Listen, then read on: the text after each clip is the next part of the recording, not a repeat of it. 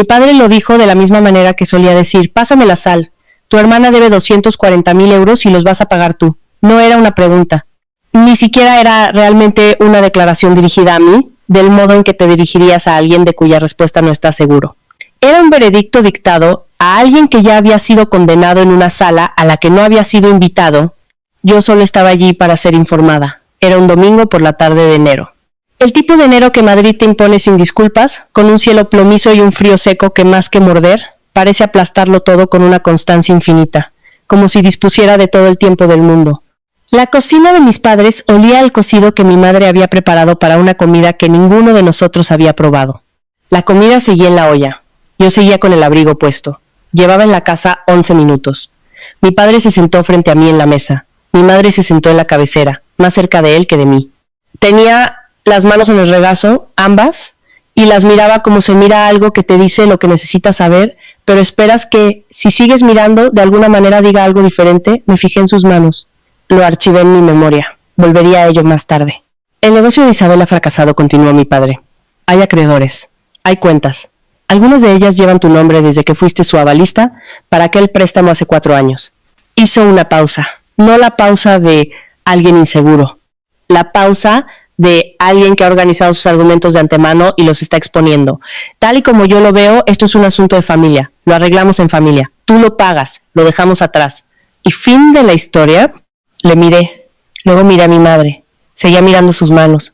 Dije: ¿desde cuándo lo sabíais? La mandíbula de mi padre se tensó.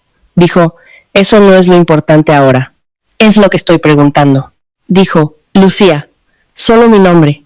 La forma en que los padres dicen tu nombre cuando están decidiendo si entrar en la discusión o simplemente repetir lo que ya han dicho.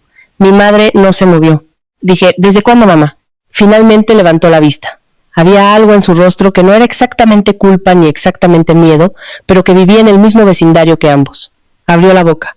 Luego la cerró. Miró a mi padre. Eso fue todo lo que necesité. Había tenido muchas conversaciones difíciles en mis 34 años.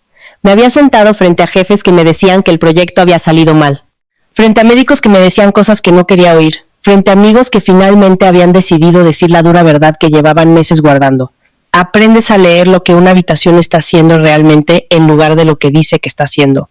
Esta habitación no estaba teniendo una conversación difícil. Esta habitación ya había tomado una decisión sobre mí en mi ausencia y me había invitado a que me la comunicaran. Mi padre dijo: o lo pagas o dejas de ser nuestra hija. Ahí es donde estamos. Hay momentos en tu vida en los que esperas de ti misma hacer una cosa y luego haces algo completamente diferente. Había imaginado, de forma general, que si alguien me decía algo así, lloraría o discutiría o diría todas las cosas que había estado guardando durante años. Había imaginado gritos y lágrimas y el agotamiento particular de intentar hacer que alguien entienda algo que ya ha decidido no entender. No hice nada de eso. Miré a mi padre, luego a mi madre. Ella había vuelto a mirar sus manos. Dije: entonces no lo soy. Me levanté. Cogí mis llaves de la mesa. Me puse bien el abrigo, que nunca me había quitado y que ahora me pareció una especie de sabiduría accidental.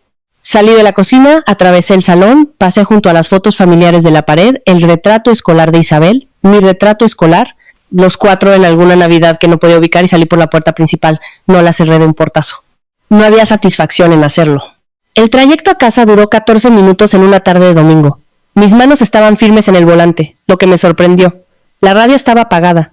La calefacción del coche se encendió al arrancar y luego encontró lentamente su ritmo. Y conduje por las grises calles de Madrid sin pensar en nada en particular, que a veces es lo que hace el cerebro cuando está absorbiendo algo demasiado grande para procesar mientras también navega por el tráfico.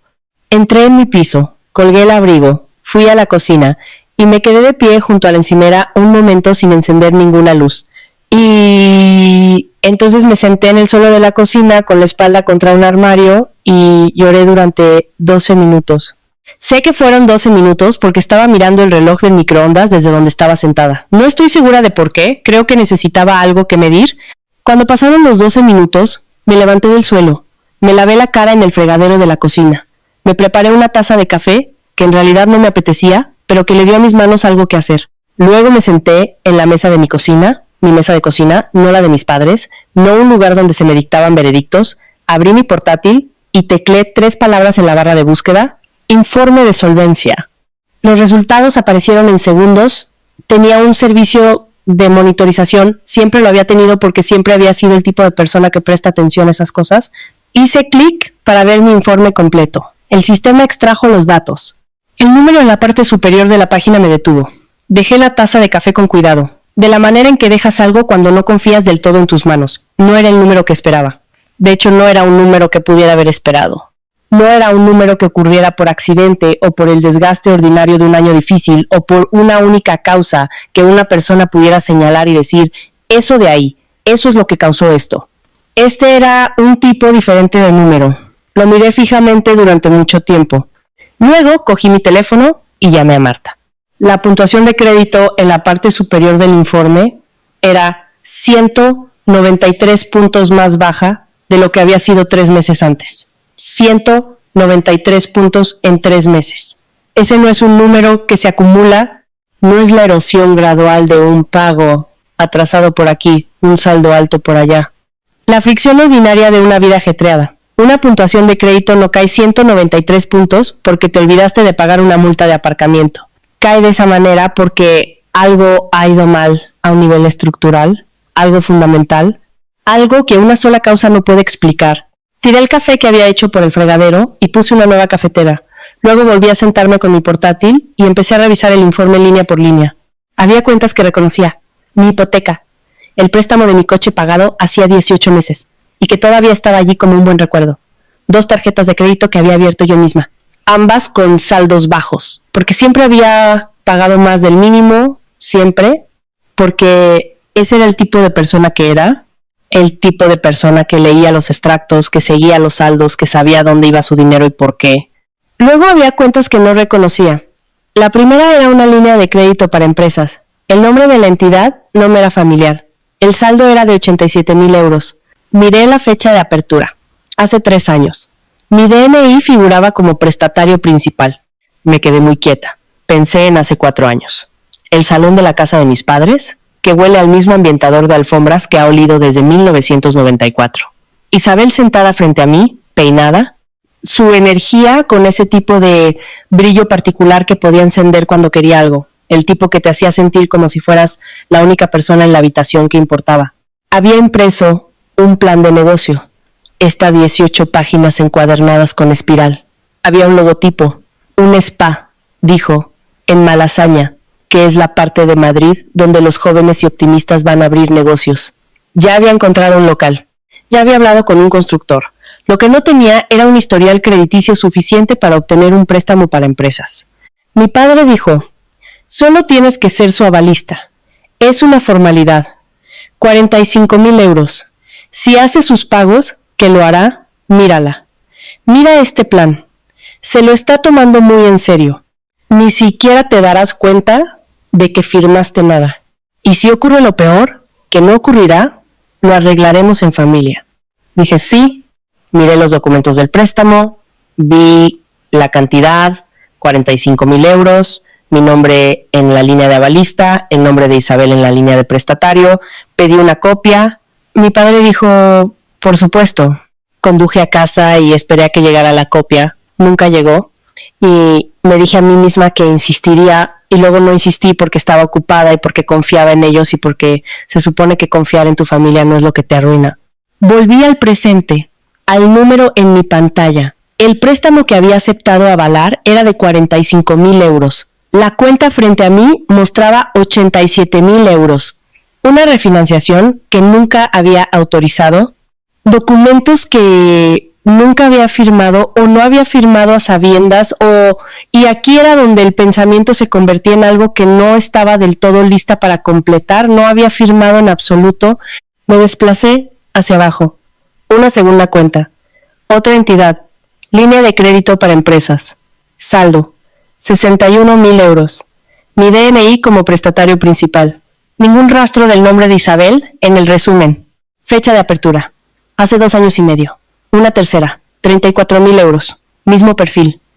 Luego una tarjeta de crédito personal, del tipo que te envía una tarjeta en un sobreestándar y no requiere más que un nombre, una dirección, una fecha de nacimiento, un número de DNI, todo lo cual mi hermana tenía, todo lo cual había adquirido de la manera más ordinaria posible, siendo mi hermana. Saldo de la tarjeta, 58,000 euros. La tarjeta llevaba abierta 2 años. Nunca la había tenido en mis manos. Nunca la había activado. Nunca, en ningún momento que pudiera localizar en mi memoria, había consentido a ella. Sumé los números, luego los sumé de nuevo. Soy directora de marketing de profesión, no contable, pero sé sumar. El total llegaba al mismo sitio las 2 veces. 240,000 euros. Me senté en la mesa de mi cocina a oscuras durante un rato. No encendí las luces. Había suficiente luz de la pantalla del portátil. Fuera pasó un coche, sus faros deslizándose por el techo. En algún lugar del pasillo, una puerta se cerró. Sonidos ordinarios de una tarde de domingo ordinaria en el piso de una mujer que estaba sentada a oscuras, descubriendo que la vida que pensaba que había construido tenía una forma diferente a la que creía. La sensación no era rabia, todavía no. Era algo que no tenía nombre. Algo que se sentaba en el pecho como una piedra, puesta allí silenciosamente, sin anunciarse, y que solo notas cuando intentas respirar normalmente y descubres que no puedes hacerlo del todo. Cogí mi teléfono. Llamé a Marta. Respondió al segundo tono. Dije, necesito contarte algo. Dijo, de acuerdo, solo eso, solo el espacio que siempre creaba sin que se lo pidieran. Se lo conté todo. La mesa de la cocina, el veredicto de mi padre, las manos de mi madre, el informe de solvencia, las cuentas, los números. Se lo conté sin llorar, lo que me sorprendió. Pero quizás solo hay una cierta cantidad de llanto que una persona puede hacer en una noche, y yo ya había usado mis 12 minutos.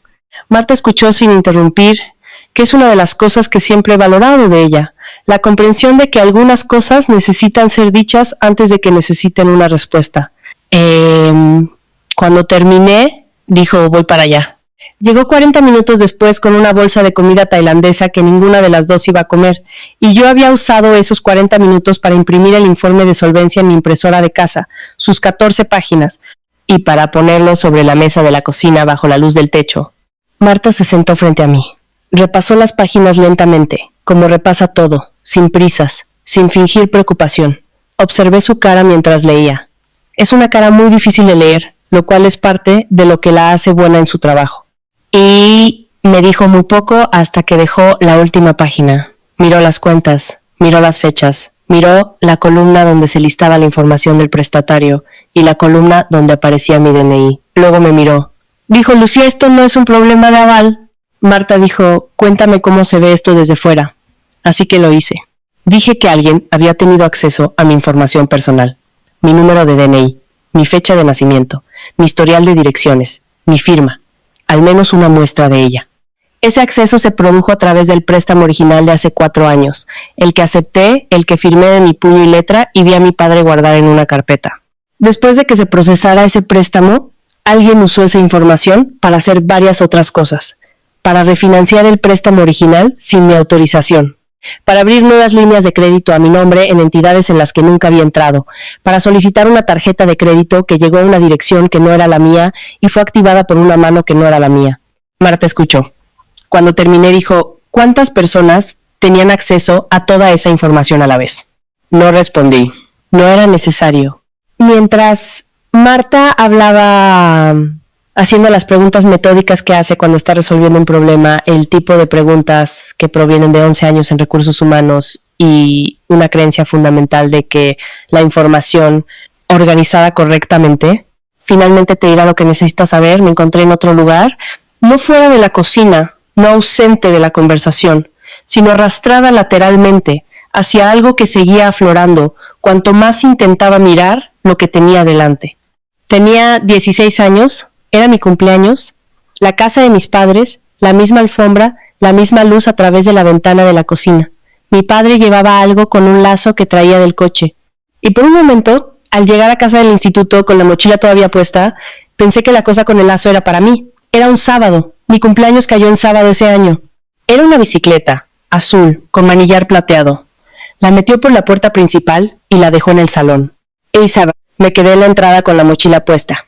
Mi padre me miró. Dijo, tu hermana la pidió. Luego, como si esto completara un pensamiento que yo había empezado. Tú no la necesitas. Tú siempre te las arreglas. No fue cruel cuando lo dijo. Esa es la parte que he pasado años tratando de explicar a la gente que pregunta. No estaba tratando de herirme. Realmente creía que era un cumplido. Eres capaz, eres autosuficiente, no requieres el mismo mantenimiento que tu hermana. Estaba orgulloso de mí cuando lo dijo. Eso fue lo que lo hizo tan completo. Recibí una tarjeta, la tarjeta tenía un billete de 20 euros dentro, les di las gracias a ambos. Subí y me senté en mi cama con la mochila todavía puesta, y comprendí, de la manera específica y sin palabras, en que los adolescentes entienden las cosas antes de tener el lenguaje para nombrarlas, que ser la que se las arregla no iba a ser lo mismo que ser en la que se piensa. Marta dijo, Lucía. Volví. La cocina, las 14 páginas, la luz del techo. Dijo, lo que estás describiendo no es un error que alguien cometió. Es una decisión que alguien tomó varias veces a lo largo de varios años con tu nombre. Lo dijo con sencillez, como dice todo lo importante, no para enfatizarlo, no para asegurarse de que lo sintiera, solo porque era la forma precisa de describir lo que veía en esas 14 páginas. Lo oí aterrizar de todos modos. Lo oí como, oyes algo que reorganiza los muebles en una habitación en la que has estado sentada durante mucho tiempo. Dije, lo sé. Se quedó hasta la medianoche, no comimos la comida tailandesa, bebimos el café, hice 2 cafeteras y revisamos los documentos de nuevo, y en algún momento empezó a ayudarme a organizarlos por fecha e institución, porque eso es lo que hace ella. Hace que lo abrumador sea manejable, dándole una estructura. Cuando se fue, me abrazó en la puerta y dijo, llámame mañana. Dije que lo haría. No dormí mucho. Por la mañana fui a trabajar porque tenía que entregar un informe de campaña antes del mediodía y porque todavía no sabía qué más hacer con un martes y porque el ritmo de las cosas ordinarias puede sostenerte cuando tu mente necesita estar en un lugar que no sea dentro de lo que descubriste la noche anterior. Respondí correos electrónicos. Me senté en la reunión de marketing de las 9 y aporté 2 ideas, ambas bien recibidas. Y miré las caras de la gente alrededor de la mesa de conferencias y pensé, ninguno de ellos lo sabe. Ninguno de ellos sabe que estoy sentada aquí con 240,000 euros de deuda fraudulenta vinculada a mi nombre y una familia que ha decidido que la respuesta correcta a esto es que yo lo pague en silencio y no cree problemas. Parecía normal. Siempre se me ha dado muy bien parecer normal. Después de la reunión, hice una llamada desde mi coche en el aparcamiento. Había encontrado el nombre de un abogado especializado en estafas la noche anterior mientras Marta y yo organizábamos los documentos. Había escrito el número en un post-it, lo había guardado en el bolsillo de mi abrigo y había intentado no pensar en lo que significaría llamar. Llamé. Una mujer respondió. Dije que necesitaba una cita lo antes posible. Dijo, el jueves a las 2. Dije, allí estaré. No se lo dije a mis padres. No se lo dije a Isabel, que me había enviado 3 mensajes de texto más desde el domingo que no había abierto. Puse mi teléfono en la guantera, volví a entrar y terminé el informe de campaña. El jueves, el abogado se apellidaba Morales. Tenía un despacho en la calle Serrano con una ventana que daba a un patio interior y un escritorio que estaba cubierto de una manera que sugería que era una persona que sabía dónde estaba todo, aunque nadie más pudiera decirlo. Revisó los documentos que traje en una carpeta verde, las 14 páginas organizadas con el sistema de Marta, con las fechas resaltadas. No se apresuró. No hizo preguntas innecesarias. Cuando terminó, dejó las páginas y juntó las manos sobre el escritorio. Dijo, algunas de estas firmas son falsificaciones.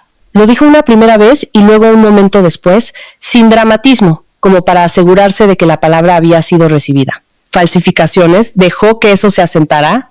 Luego dijo, hay suficiente aquí para presentar una denuncia penal, pero necesito que entiendas algo antes de que hablemos de los próximos pasos. Me miró fijamente. De la manera en que la gente te mira cuando lo que están a punto de decir no es algo que quieran que te pierdas. Una vez que la presentemos, no podrás retirarla. Mi padre llamó 3 veces el martes, mi hermana llamó 4 veces el miércoles, y luego cuando no respondí, envió un mensaje que decía, sé que estás enfadada, pero por favor llámame. ¿Podemos arreglar esto? Leí el mensaje en el aparcamiento después del trabajo, de pie entre mi coche y el de al lado, y luego puse mi teléfono boca abajo en mi bolso y conduje a casa. ¿No los estaba ignorando por enfado? O no solo por enfado, los estaba ignorando porque estaba trabajando. El señor Morales me había dado una lista de lo que necesitaba. Cada papel relacionado con el préstamo original de hace 4 años. Cada extracto al que pudiera acceder de las cuentas fraudulentas. Cualquier comunicación escrita o por texto de miembros de la familia que hiciera referencia a la deuda o las cuentas. Y una cronología escrita de todo lo que pudiera recordar, en orden, con fechas si las tenía, Pasé las tardes del martes y el miércoles en la mesa de mi cocina con las 14 páginas, un bloc de notas y mi portátil, construyendo el expediente que Morales había pedido. Marta vino el martes y me ayudó a organizar los extractos en orden cronológico. Y no dijo nada que no fuera útil, que es una de las razones por las que la he mantenido en mi vida durante 7 años. El expediente crecía. Cuanto más lo organizaba, más me contaba. No de maneras que no hubiera sospechado. A estas alturas ya lo sospechaba todo, pero de la manera específica e irrefutable en que la documentación te cuenta las cosas. Fechas, cantidades, direcciones. La dirección registrada en la tarjeta de crédito fraudulenta era la casa de mis padres. El número de teléfono registrado en el préstamo de refinanciación era un número que no reconocía, pero que más tarde descubriría que era un teléfono de prepago. La firma en la solicitud de refinanciación era mía, en el sentido general de que una copia de algo es ese algo, lo suficientemente parecida para pasar una revisión superficial, lo suficientemente diferente una vez que sabías qué buscar como para que un ojo entrenado la viera de inmediato. Morales la había visto de inmediato. Había usado la palabra 2 veces. El miércoles por la tarde, a las 6:20, sonó el portero automático de mi edificio. Casi no lo cogí. Luego miré la pantalla de la cámara y vi a mi madre en el portal, con su abrigo de invierno, el bolso en el brazo, su cara haciendo esa cosa que hace cuando intenta parecer serena y no lo consigue del todo. Pulsé el botón. Dije, sube. Abrí la puerta antes de que llamara. Entró y miró mi piso como siempre hace cuando viene de visita. Un escaneo rápido que creo que es genuinamente inconsciente, comprobando que todo está limpio, que no hay signos de desorden. No lo sabía. Había, sin embargo, 14 páginas de un informe de solvencia y un bloc de notas con 2 días de apuntes sobre la mesa de mi cocina. Y sus ojos se posaron allí, y se quedaron un momento antes de mirarme a mí. Dijo, ¿podemos sentarnos? Nos sentamos. Ella se sentó donde se había sentado Marta. Yo me senté frente a ella. Dijo lo que esperaba que dijera, porque había sido su hija durante 34 años y sabía cómo construía sus argumentos. Dijo que la familia es lo primero. Dijo que Isabel había cometido errores, pero que seguía siendo familia, y la familia no deja que los suyos pasen por las cosas solos. Dijo que mi padre no dormía. Dijo que esto iba a hacer daño a todo el mundo si seguía por ese camino. Dijo, ¿podemos, por favor, sentarnos y hablar de esto todos juntos y encontrar una manera de avanzar que no termine con alguien destrozado? Lo dijo todo con auténtica angustia. Quiero ser precisa al respecto. Mi madre no estaba actuando, estaba asustada, y el miedo era real. Y en algún lugar dentro de él también había, creo, amor. El amor particular de una persona que no puede imaginar tener que elegir entre sus hijas y que sin admitírselo del todo a sí misma ya ha elegido. La dejé terminar. Luego dije, mamá, ¿desde cuándo lo sabías? Abrió la boca, luego la cerró. Sus ojos se movieron hacia la ventana sobre mi hombro, la que da al aparcamiento, donde las luces se estaban encendiendo en la oscuridad de enero. Estaba buscando algo ahí fuera. No creo que lo encontrara. Dije, no sobre el préstamo original, sé que sabías de eso. Me refiero al resto, la refinanciación, las otras cuentas, cuánto tiempo. Sus manos, que habían estado juntas sobre la mesa, se separaron. Apretó una de ellas contra la madera y luego la otra. Su cara estaba haciendo algo complicado y la observé y comprendí que lo que estaba viendo era a una persona tratando de encontrar una versión de la verdad que fuera más fácil de decir que la versión que era realmente cierta. No la encontró. El silencio se alargó entre nosotras y me dijo todo lo que el silencio en la cocina de mis padres me había dicho el domingo y todo lo que ya sabía antes de hacer la pregunta. Dije, necesito que te vayas. Lloró en el pasillo. Podía oírla a través de la puerta, no fuerte, solo el sonido particular de alguien que ha mantenido algo unido durante más tiempo del que debería y se ha quedado sin energía para seguir haciéndolo. Me quedé a mi lado de la puerta y la escuché hasta que paró. Y luego escuché sus pasos alejándose por el pasillo y luego escuché el ascensor. Luego el edificio quedó en silencio. Fui al salón, no encendí ninguna luz, me senté en el sofá, no acurrucada, no doblada sobre mí misma, solo sentada, de la manera en que te sientas cuando estás muy cansada y el cansancio ha pasado el punto de sentirse como algo en particular. Fuera de la ventana, la ciudad hacía sus ruidos ordinarios. Una sirena en algún lugar yendo en la otra dirección. El zumbido de la nevera desde la cocina. El silencio particular que hace un piso cuando es solo tuyo. La pantalla de la televisión estaba oscura. Mi reflejo en ella era débil, apenas visible, más una sugerencia que una imagen. Una mujer en un sofá en una habitación sin luz. La miré durante mucho tiempo. He tenido miedo de esta imagen durante la mayor parte de mi vida. No esta imagen específica, no este sofá, esta ventana, esta oscuridad particular de enero, sino esta forma de las cosas, sola. Sin familia en la habitación de al lado, sin nadie cuyos sentimientos estuviera gestionando actualmente o cuyas necesidades estuviera teniendo en cuenta, me habían enseñado, de la manera lenta y sin palabras en que las familias enseñan las cosas, que esta era la consecuencia de ser difícil. El coste de no cooperar. Si no le das a la gente lo que necesita, terminarás sentada sola en la oscuridad, y te lo habrás hecho a ti misma. Me senté en la oscuridad y esperé a que se sintiera como siempre me habían dicho que se sentiría. No fue así. Lo que sentí fue silencio. El primer silencio real que podía recordar haber tenido en mucho, mucho tiempo. No el silencio de que no pasara nada, sino el silencio de no tener que ser nada en particular para nadie.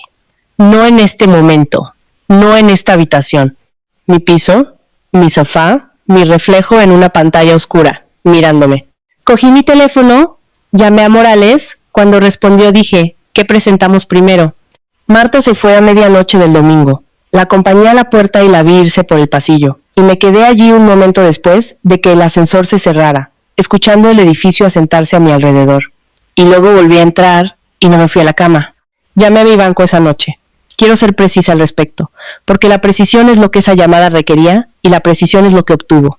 Me senté en la mesa de mi cocina a las 12:20 de la madrugada, con las 14 páginas todavía extendidas frente a mí, y llamé al número del departamento de fraudes que había buscado mientras Marta y yo organizábamos los documentos.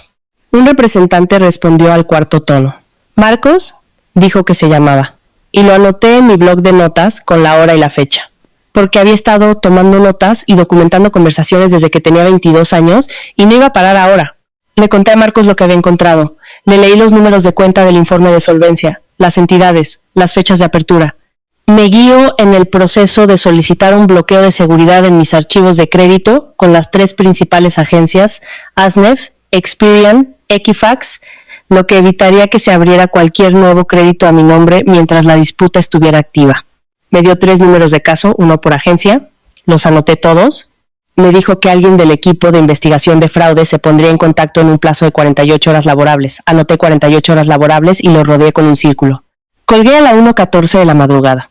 Luego abrí mi portátil y revisé el informe de solvencia una vez más, porque necesitaba entender la cronología antes de que Morales y yo pudiéramos hablar de los próximos pasos. Creé una hoja de cálculo. Nombre de la cuenta, entidad, fecha de apertura, saldo, dirección registrada, número de contacto registrado, 6 columnas, 7 filas. Cuando terminé, la hoja de cálculo contaba una historia más limpia y legible que las 14 páginas, porque una hoja de cálculo no tiene contexto ni emoción, solo tiene lo que tiene. La imprimí, la añadí a la carpeta, me acosté a las 2:30 y me desperté de nuevo a las 5:15, lo que no es inusual en mí cuando algo va mal. Así que hice café y repasé la cronología de nuevo hasta que fue hora de ir a trabajar. El día 2 fue Morales. Su despacho en la calle Serrano, la ventana sobre el patio interior, el escritorio que solo él podía navegar. Llevé la carpeta, las 14 páginas, la organización de Marta, mi hoja de cálculo, el blog de notas con el nombre de Marcos y los 3 números de caso y las 48 horas laborables rodeadas con un círculo. Morales lo miró todo. No dijo que lo había hecho bien ni que había sido exhaustiva, lo cual agradecí porque no necesitaba que me lo dijeran, y él pareció entenderlo. Presentó una denuncia formal ante la Policía Nacional esa misma tarde. También envió burofaxes a los 4 acreedores informándoles de que las cuentas en cuestión estaban bajo disputa por fraude y que toda actividad de cobro debía suspenderse hasta que finalizara la investigación. Me dio copias de todo. Las añadí a la carpeta. Día 3. Los acreedores se movieron. Como Morales me explicó más tarde y como lo he entendido desde entonces, cuando se presenta una disputa por fraude y llegan los burofaxes, las instituciones comienzan el proceso de verificar la información original de la cuenta. Uno de los acreedores, el que tenía la línea de crédito empresarial más grande, tenía como dirección registrada la casa de mis padres. Cuando intentaron verificar por correo y por teléfono, llegaron a esa dirección. Mi padre respondió al teléfono. Morales me contó esto a las 4:30 del miércoles por la tarde, la misma tarde que mi madre llegaría a mi puerta. Todavía no había hablado con mis padres. No supe hasta la llamada de Morales que ellos habían hablado con el acreedor. Mi padre me llamó 12 veces en las 3 horas que pasaron entre su llamada con el acreedor y la llegada de mi madre a mi edificio. Vi las llamadas entrar desde el aparcamiento del trabajo, mi teléfono boca arriba en el asiento del copiloto, su nombre apareciendo y desapareciendo en la pantalla. No respondí a ninguna, no porque hubiera decidido no hacerlo, sino porque Morales había sido claro, hasta que la denuncia se procesara formalmente. No debía discutir el caso con nadie que pudiera ser nombrado en ella. Mi padre había sido nombrado en la documentación como un contacto conocido en relación con el préstamo original. No lo estaba ignorando. Estaba siguiendo instrucciones. Día 4. Morales llamó a las 9 de la mañana. Dijo, la denuncia policial ha sido marcada. Hizo una pausa. Dado el uso del DNI en múltiples instituciones financieras y el alcance geográfico de las cuentas, la están derivando. Se pondrán en contacto contigo desde la UDEF. Estaba en mi coche en el garaje de mi edificio, donde había estado sentada durante 6 minutos porque todavía no había podido decidirme a subir. Dije, de acuerdo. Morales dijo, esto cambia la naturaleza del caso. La jurisdicción nacional opera de manera diferente a la local. El proceso se moverá a su propio ritmo y habrá cosas que estarán fuera de nuestro control. Pero quiero que entiendas lo que esto significa en términos prácticos. Otra pausa. Nadie puede hacer que esto desaparezca discretamente. Ni tú, ni yo, ni tu familia. Una vez que la UDEF abre un caso, el caso les pertenece. Dije, entiendo. Me quedé en mi coche después de colgar. Fuera, alguien pasó en coche buscando sitio. Una puerta se abrió y se cerró en algún lugar por encima de mí, en la estructura. Las luces del garaje zumbaban con su particular baja frecuencia, como siempre lo hacen, indiferentes a todo. En lo que no dejaba de pensar no era en Isabel, no era en mis padres, era en la conversación que tuve con mi padre, en la mesa de la cocina de mis padres. Su voz, su particular monotonía, la absoluta certeza de que lo que me estaba pidiendo que hiciera era razonable. 45,000 euros se habían convertido en 87,000 euros, que se habían convertido en 240,000 euros. Y en algún lugar, en el espacio de esos 4 años, en todas las refinanciaciones y las nuevas cuentas y las firmas falsificadas y el número de teléfono de prepago listado como contacto en documentos que nunca había visto, en algún lugar de todo eso, mi padre había mirado la situación y había decidido que la respuesta correcta era llamarme a una comida de domingo y decirme que lo pagara. Y mi madre se había sentado con las manos en el regazo y no había dicho una palabra. Abrí mi teléfono, fui a la aplicación de notas, empecé una nueva nota. En la parte superior escribí 3 líneas, lo que sé, lo que puedo probar, lo que necesito. Había estado a la defensiva desde el domingo, descubriendo, documentando, esperando a que otras personas hicieran su siguiente movimiento. Eso se había acabado. Tenía un número de caso. Tenía una derivación a la UDEF. Tenía una carpeta con 14 páginas y una hoja de cálculo y 3 burofaxes y el nombre de Marcos y 48 horas laborables rodeado con tinta. Ya no estaba reaccionando. Esa tarde a las 18:47 sonó mi teléfono. Un número que no reconocí. Prefijo de Madrid, pero no un número en mis contactos. Respondí. Una voz dijo, ¿hablo con Lucía Pérez? Dije, sí.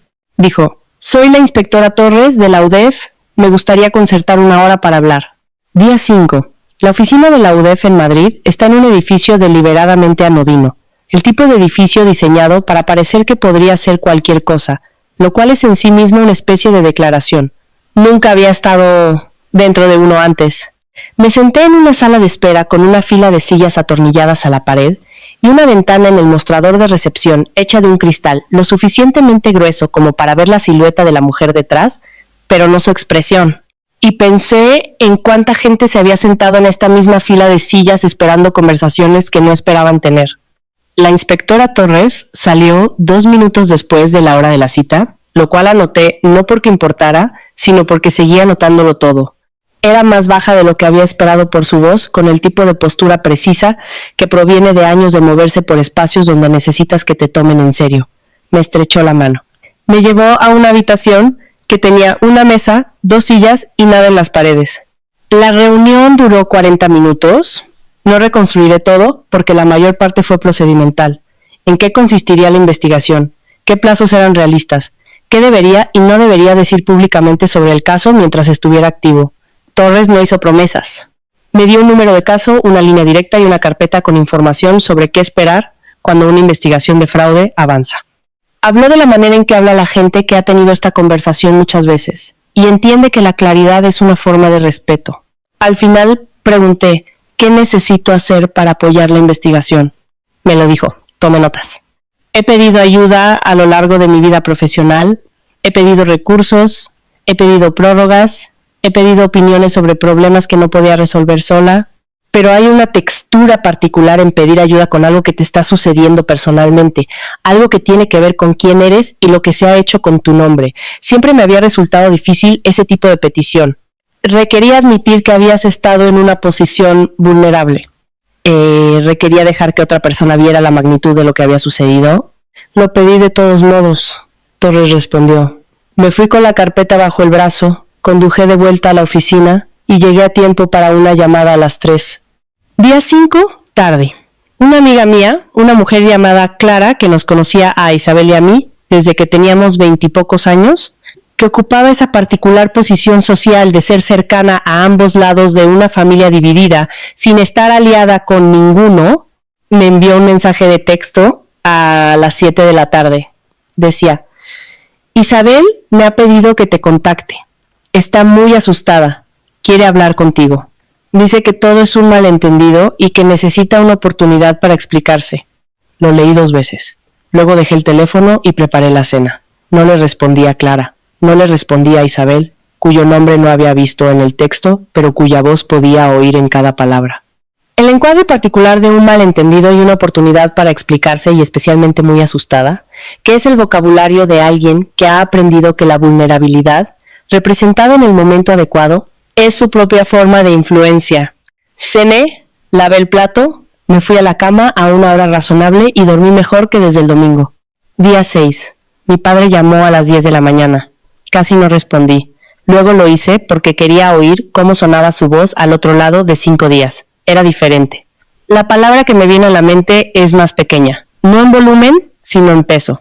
La cualidad de certeza que había tenido el domingo, la monotonía de un hombre entregando información que consideraba zanjada, había desaparecido.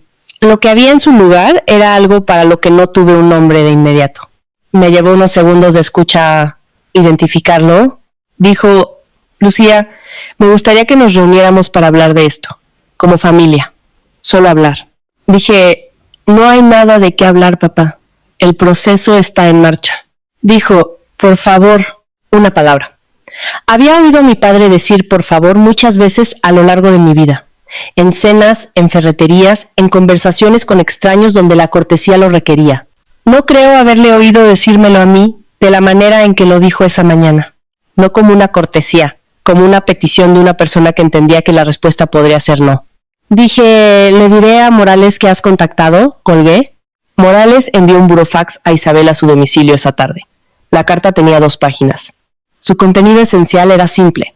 No debía contactar a Lucía Pérez directa o indirectamente, ni contactar al empleador de Lucía, ni a ninguna institución financiera con la que Lucía tuviera relación, a la espera de la resolución de la investigación.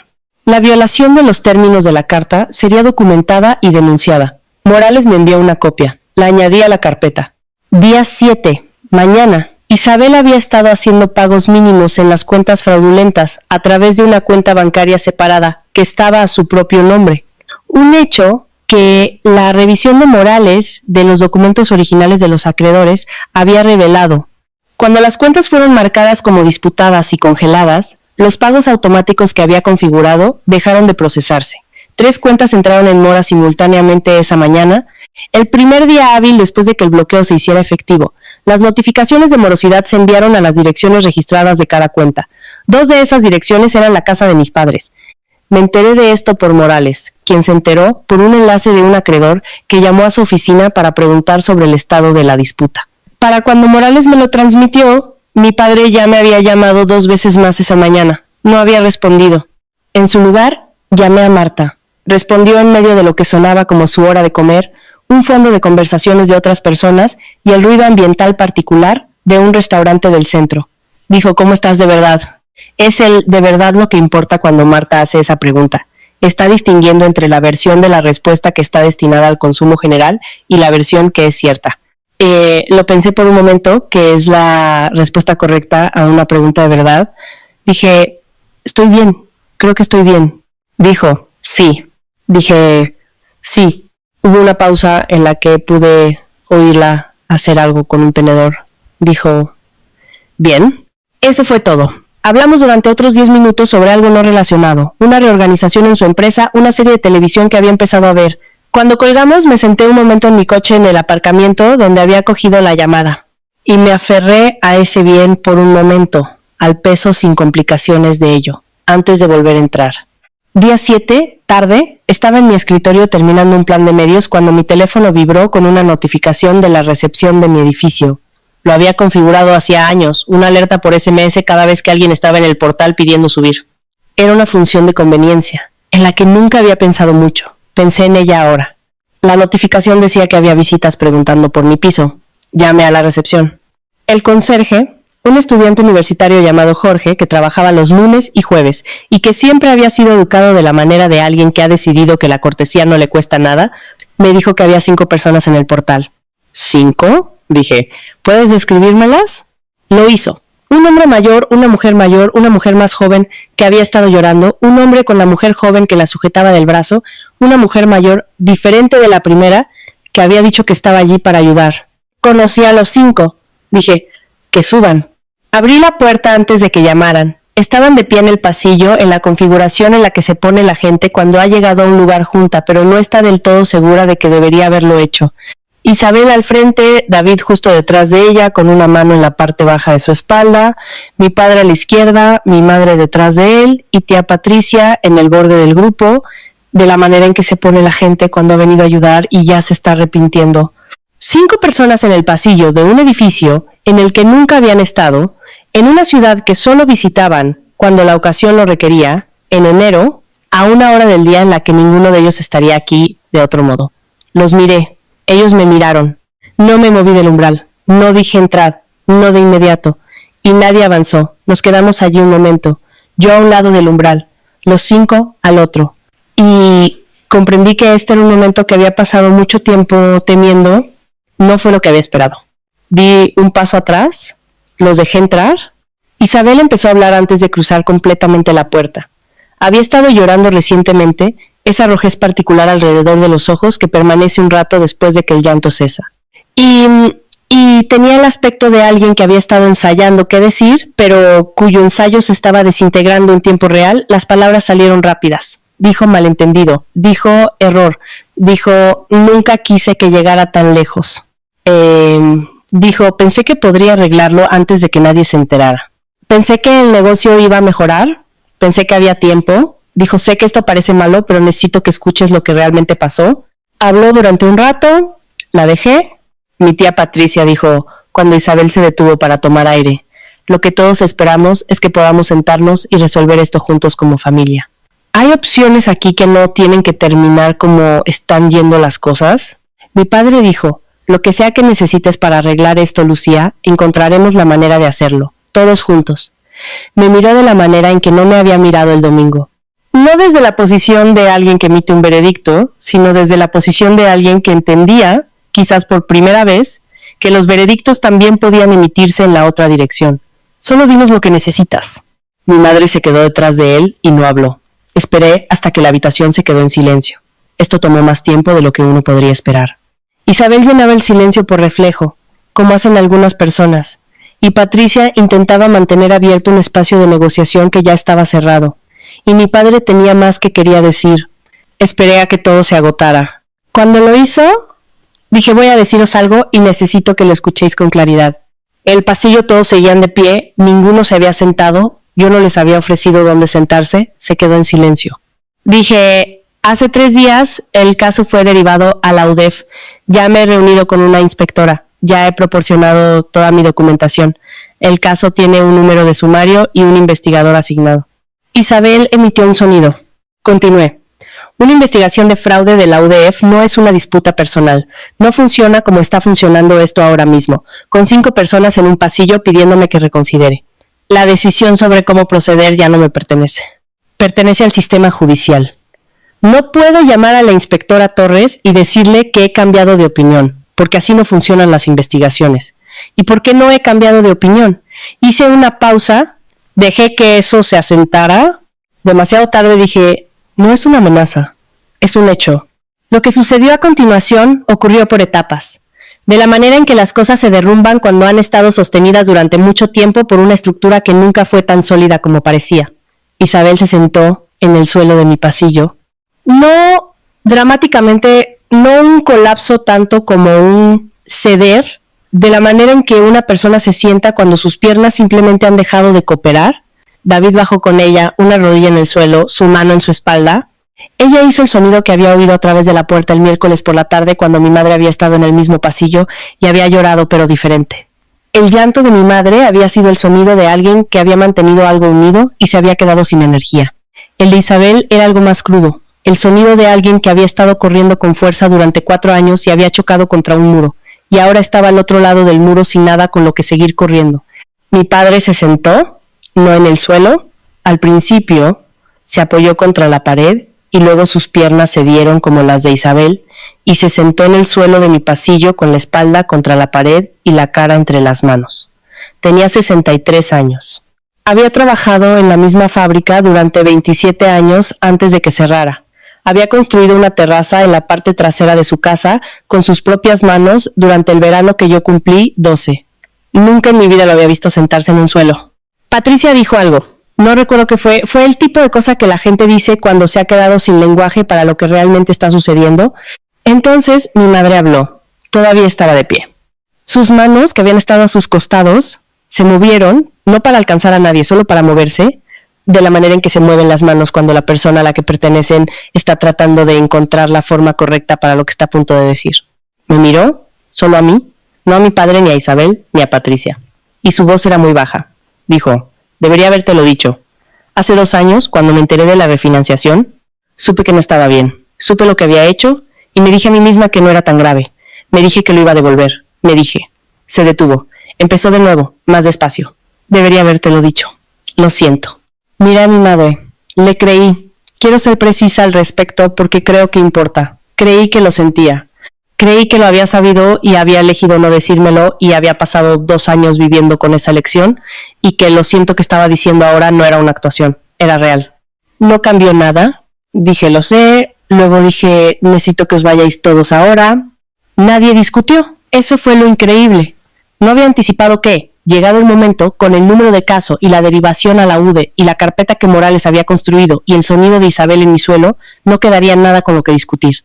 Patricia ayudó a Isabel a levantarse. David mantuvo su mano en su espalda. Mi padre se puso de pie lentamente, con la deliberación de alguien cuyo cuerpo se ha vuelto más pesado en los últimos 10 minutos. Mi madre me miró una vez más, brevemente, y luego apartó la vista. Salieron al pasillo. Esperé hasta que estuvieron todos fuera de la puerta y luego no dije nada más y la cerré. Me quedé a mi lado de la puerta, en silencio.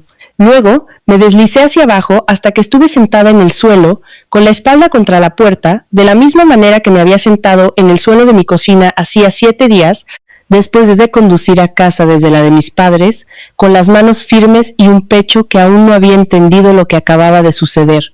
Hace 7 días me había sentado en ese suelo y había llorado durante 12 minutos mirando el reloj. Esta vez no lloré. Me senté en el silencio y respiré. Y el silencio era el mismo silencio que había sido toda la semana. Mío, solo mío. El silencio de un piso donde la única persona de cuyos sentimientos era responsable era la persona sentada en el suelo. Me quedé allí un rato. Luego me levanté. 6 meses después, puedo contar cómo terminó, o cómo ha terminado hasta ahora, que es la forma más precisa de decirlo. Porque algunas cosas no tienen finales, sino el punto en el que dejas de mirarlas todos los días. Isabel se declaró culpable de 2 delitos de fraude. La denuncia original había nombrado 5. El acuerdo de conformidad lo redujo a 2, que es como suelen funcionar los acuerdos de conformidad, lo que Morales me había explicado de antemano para que no lo experimentara como una derrota cuando sucediera. No fue una derrota, fue el sistema haciendo lo que hacen los sistemas. Procesar, negociar, llegar a un resultado con el que nadie está del todo satisfecho y con el que todos pueden vivir. Las cuentas fraudulentas fueron eliminadas de mi nombre en el transcurso de 4 meses. Esto requirió más documentación de lo que había imaginado posible.